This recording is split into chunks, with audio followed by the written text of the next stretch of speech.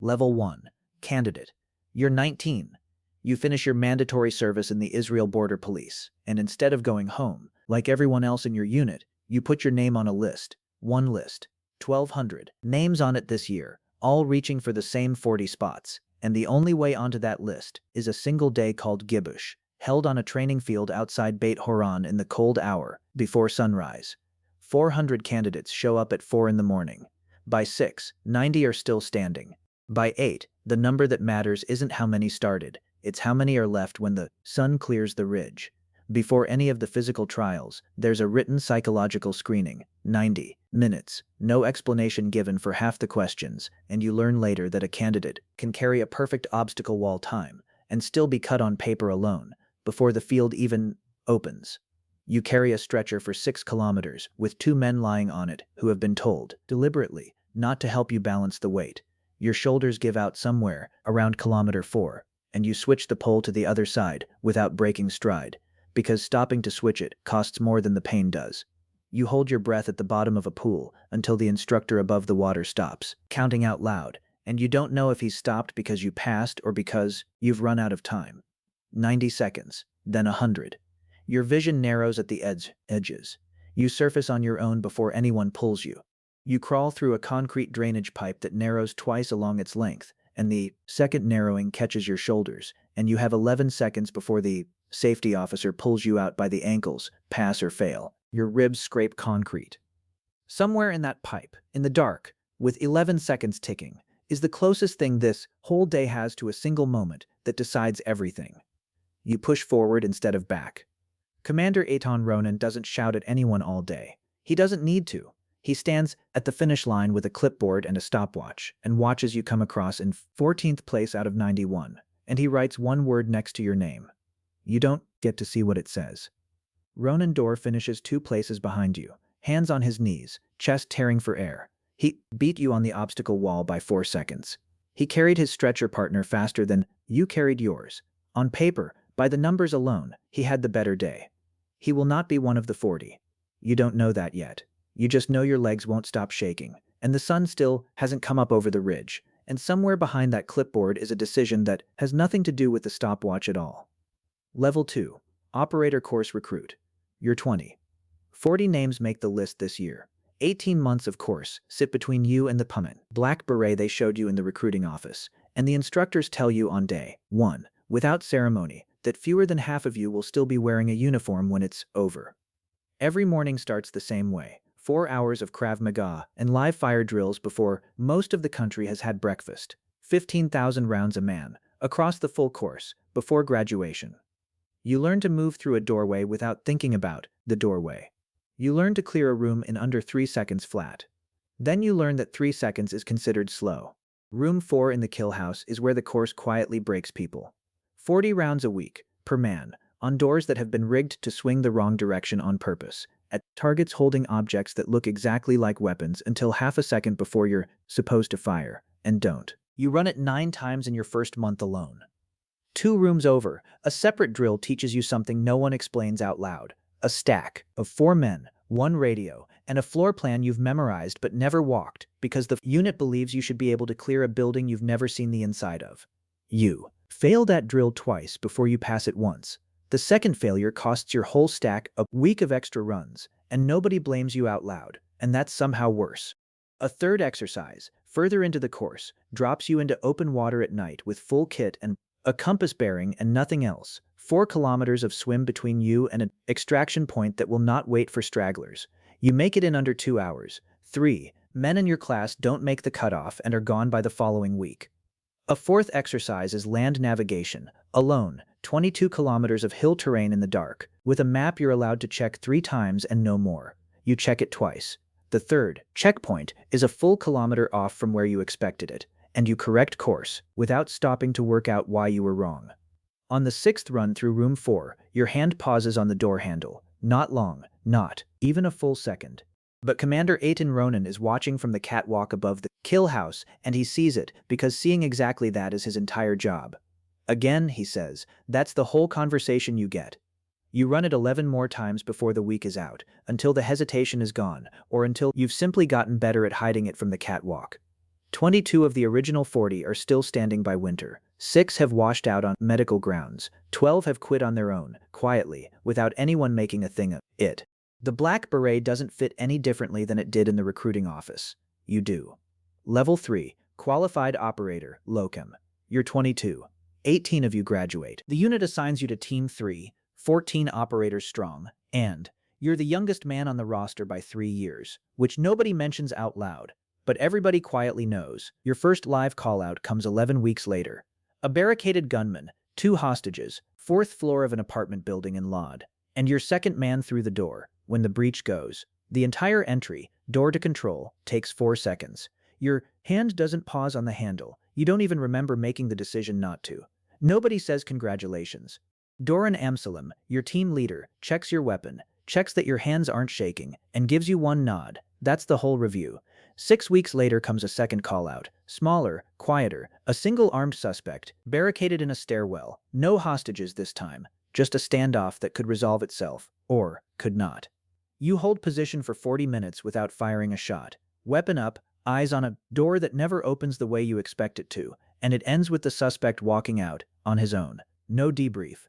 No mention of it again. 40 minutes of nothing happening is, you learn, its own kind of operation. A third call 3 months after that turns out to be nothing at all. A reported break-in. That's a false alarm. A homeowner who forgot to disarm his own system, and you spend 11 minutes clearing an empty house at full readiness for absolutely no reason. Nobody apologizes for wasting your night. You wouldn't expect them to. Still, lying in the barracks the night of the Lod call-out, you understand something training never quite taught you. The door doesn't care how many times you've cleared it in practice. It only cares whether you're ready this specific time, on this specific night, for these 2 hostages who don't know your name and never will. Before we go further, if you've made it this far, comment what you want. Next, hit like and subscribe so you don't miss what's coming. We upload every single day.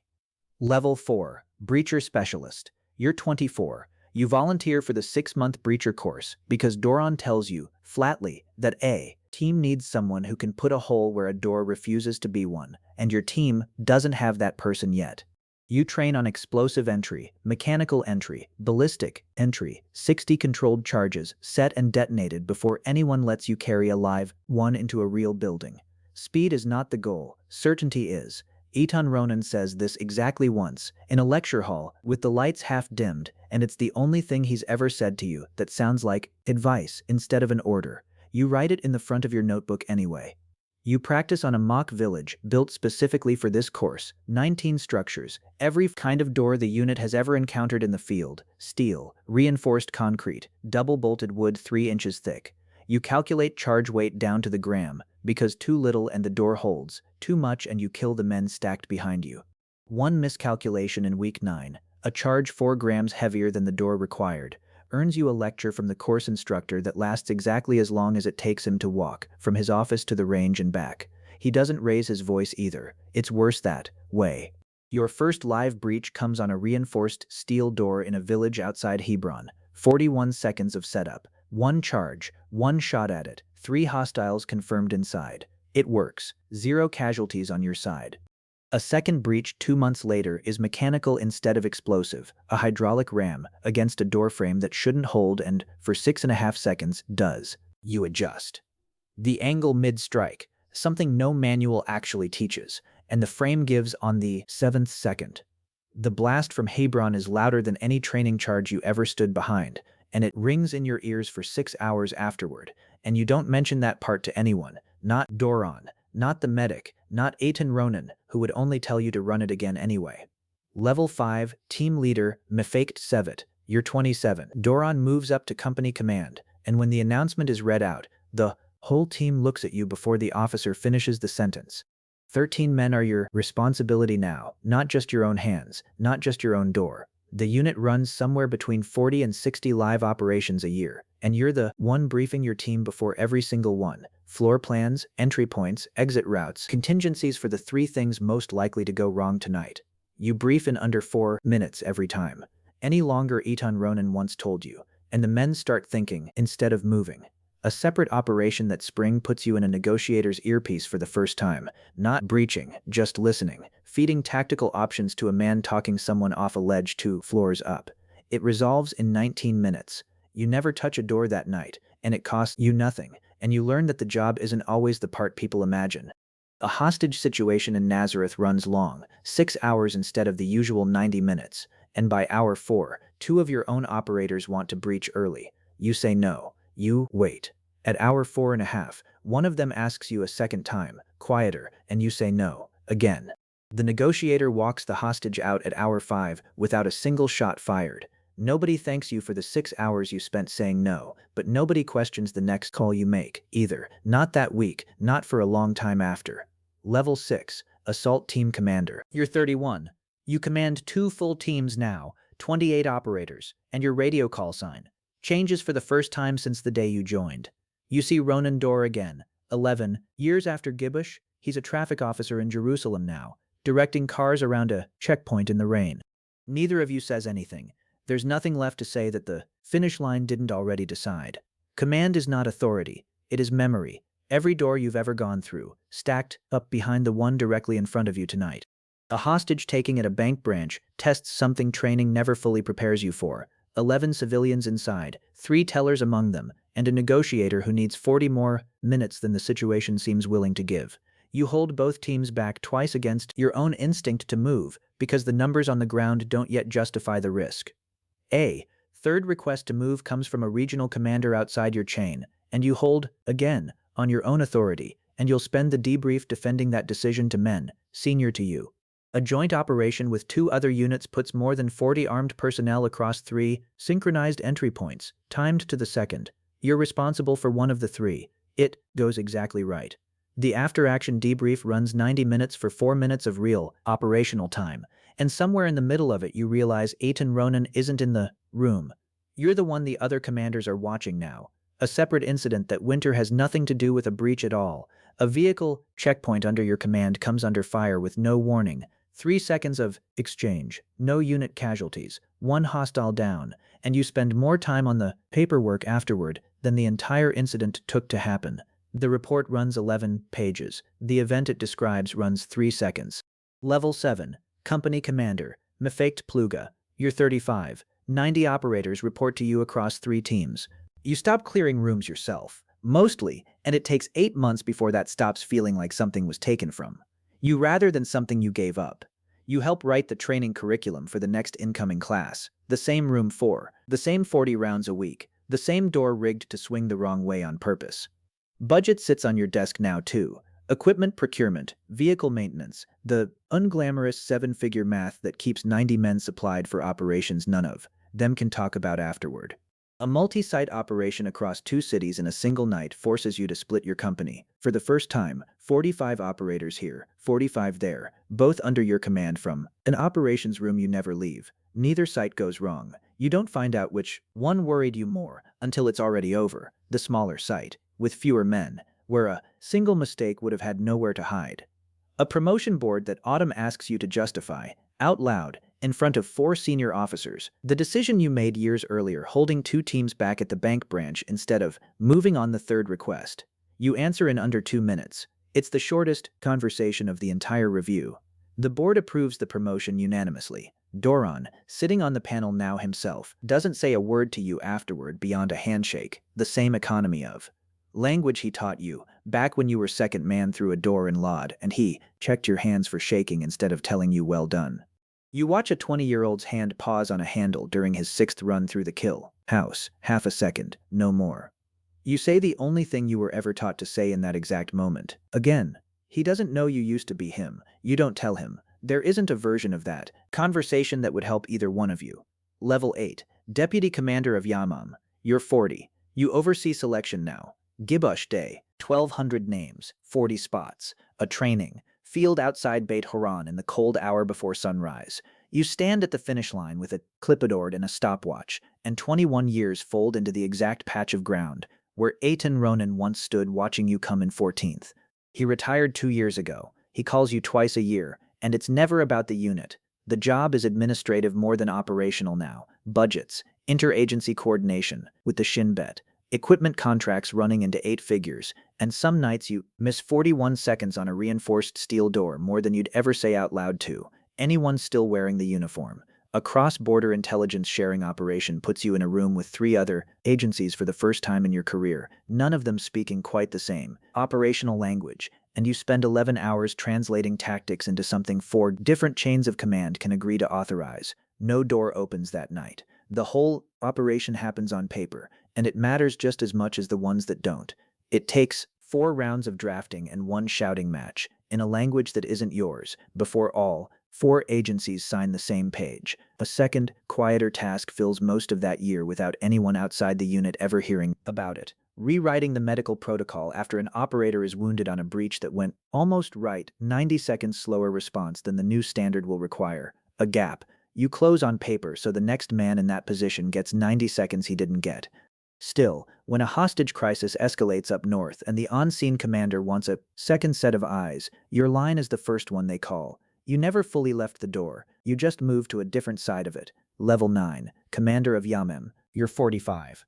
The full weight of the unit sits on you now. 400 personnel, every operation, every casualty, every headline, answering for decisions made by men half your age in rooms you will never personally stand in. You sign off on the training calendar yourself. The same 18 months, the same 11-second pipe, the same room 4 that hasn't changed in 26 years because it has never once needed to.